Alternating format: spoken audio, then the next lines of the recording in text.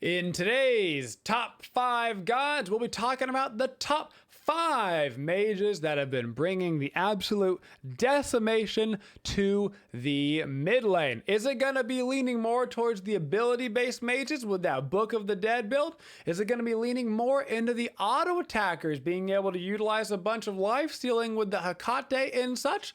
Let me know down in the comments below which 5 mages you think are going to be at the tippity top and in what order. Don't cheat and skip to the end of the video. That's not nice. Incon's Top 5 Mage Edition. Number 5. Coming in hot to that number 5 spot, it is going to be Soul. Soul right now actually pretty good in multiple roles. Not only do you see her coming out as a mage in the mid lane, you also seen her get picked up as an ADC as well. So she has that versatility of pick where you don't necessarily know where she's gonna go right off the bat. So could she be over in the dual lane? Could she be in the mid lane? That also opens up different build paths for her. She can go a more huntery Oleron style of build where you get like a Hekate and a Typhon's Fang and you go a little bit more lifestealy. She can go a little bit more mage build right now by grabbing the Polynomicon and the Book of Thoth and the Book of the Dead, where you're getting these massive 700-800 damage poly autos that basically double as another ability. So Soul's versatility on top of her survivability really help bring her into this top 5 slot. She's got a nice positive elo of 235, so she's winning quite a bit right now, particularly in that mid lane role more than anywhere else, where she also is tending to lean a little bit more into those power builds than necessarily an auto attack build, and she just makes the list there at number 5. Number 4. The stacking queen herself comes in at number 4 on our top 5 mage list. Believe it or not, Baba Yaga loves when stacking items are meta. So when that Book of the Dead got buffed and people were like, should I start building Book of Thoth more often? Should I consider a Warlock Sash? How will I get my pen? If I go a late game Karen's coin, then I won't be able to get it stacked. Luckily, Baba doesn't care about any of these problems because her house so kindly distributes out stacks for her, which has brought her to a nice plus 288 MMR in our series. The big change for Baba here is literally just all of these recent build changes for mages. The Book of the Dead, Book of Thoth, maybe a Warlock Staff, maybe a Karen's coin, just all of these stacking items that it takes you a little bit of time in order to get stacked up. Well, it doesn't take Baba that much time at all. She's able to get these going very fast because she can get those items stacked so fast. She gets a ton of value out of the Book of Dead extremely quickly. She gains a ton of mana, so she never has to back. Plus, she's got the built-in sustain with her house, even when you've got the stacks coming from the house. If you already are done with the stacks, you've already done your Book of Thoth, that means the house is just going to heal you, or before you even start building those stacks, allowing her to stay around and lane a little bit longer in order to get the gold, in order to start getting those items to get you stacks. So Baba Yaga's intense, incredible passive, as well as the fact that her ultimate shield combined with the Book of the Dead shield, now you got shields on shields on shields, makes her very difficult to kill, very easy to get stacks on, and that brings her right up to that number 4 slot for November. Number 3. He's dropping bombs on your head and taking your elo while you're dead. It is Agni.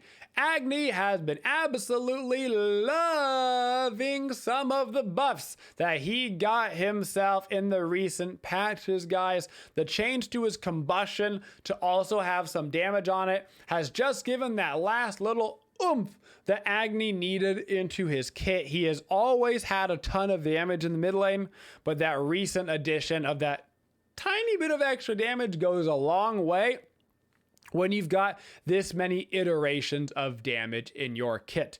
He has a fairly safe getaway in the mid lane with his dash. He's got good damage with it. Not only is it a good aggressive ability, but it's also a good defensive ability, which is very important right now in the mid lane to make sure you're not quickly dying to the junglers that are coming at you.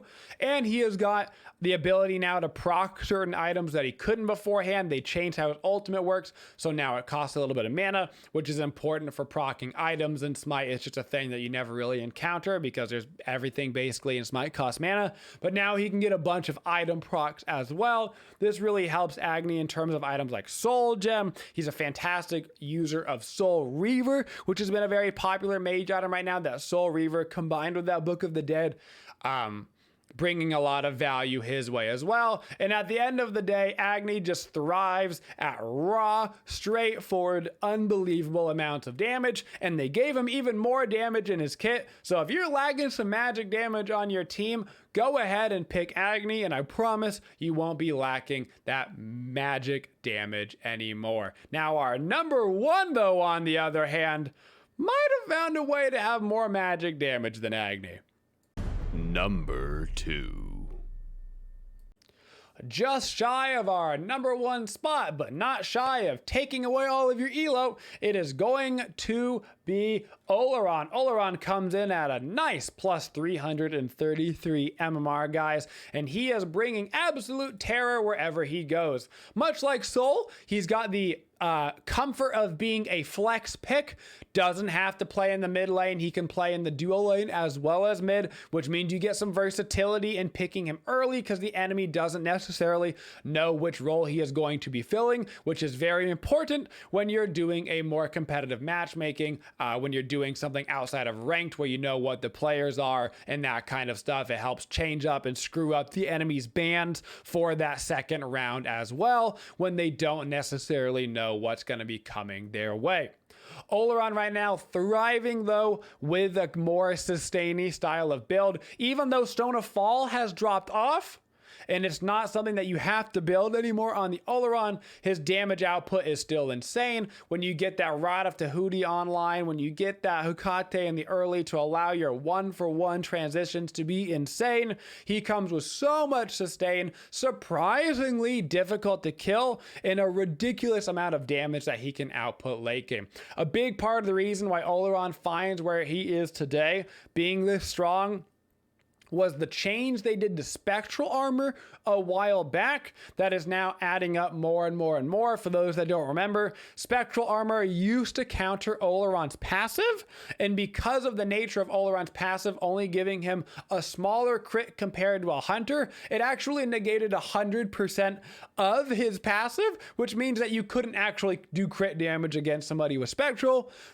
In one of the nerfs to spectral armor, they removed that feature, so it actually doesn't help against Olorun at all, which means that not only does he continue to burn squishies, he's also a great target in order to burn through tanks. And of course, Olorun's ultimate has always been the premier spot in his kit. Olorun ulti comes out, everybody within that field doesn't come out. Number 1. Coming in at a whopping massive plus 800 MMR in the Smite Twitchy League, the number one currently across the league in all roles of all gods, it is going to be Cilla. Cilla is just one of those gods that once you get her going, there's absolutely no stopping her. There's a reason why she is called a monster. Her incredible burst damage and build versatility to always do well no matter what power build is being run has really lent her to being versatile in all sorts of different metas. Her one struggle is her early game lane clear, but as long as you get through that early game lane clear, you're gonna be totally fine. You can totally get away with playing a little bit more passive on the Scylla in the early game until you start getting towards that level 9 where you start to get the ability to one-shot people. And once you get the ability to start one-shotting people, you just simply never stop. She's got the ability to carry games all by her lonesome. Even if some of your other roles are getting behind, you've always got the ability to win the game with Scylla. If the enemy makes a mistake, even if they're winning the game, they're assaulting down your Phoenix, they make a mistake, you get a big double, triple ultimate off. Very few gods in the game that can turn that one around. One thing you do need to be careful though on Cilla, always keep your eyes out for Khepris, because a Khepri ult will stop your ultimate from getting that reset effect, meaning that you can't go on that rampage that you would like to. And if you haven't yet on Cilla, I highly recommend running the new book build that is so popular with the Book of Thoth and the Book of the Dead to increase your survivability. And please, please do yourself a favor and grab yourself that Polynomicon. That Polynomicon auto damage while the target is rooted and you can't miss with all the power that you have, plus the fact that Cilla gets passive power. Oh man, you're gonna have a good time and the enemy's gonna have a bad time. And that is what has brought Cilla to our number 1 spot. Notable mention though to the following 3 gods that have been doing well in the mid lane, but just not quite well enough to make it into that top 5. Discordia, Kronos, and Chang'e have all been doing well. Kronos makes total sense.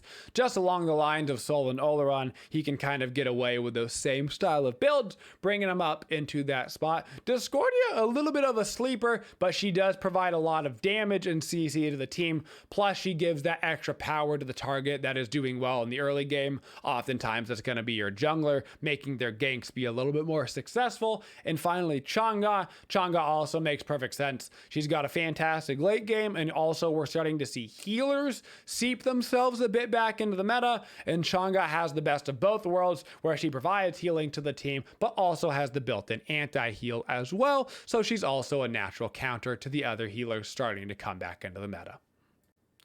So a healthy mix of mages that made up our top 5 here, kind of splitting the difference between some auto attackers and some mage builders. So we had that number 5 Soul, number 4 Baba Yaga, number 3 Agni, number 2 Oleron, and number 1, way above all the rest, was Cilla at the very tippity top. It's honestly a pretty nice conglomerate. It means that there's different play styles right now that have been viable. You've got the more bursty mage style going that full kind of Book of Thoth, Book of the Dead, poly-procking. But then you've also got the auto attackers that can do a little bit more along the lines of a little bit of lifesteal, like Hecate Typhons, also good users of the Polynomicon. You've got the stacking situation with Baba Yaga, where she builds the stack so fast, so that's why she comes in, and Agni just drops absolute hurtin' bombs, which is of course why he is in the top 5. His long range poke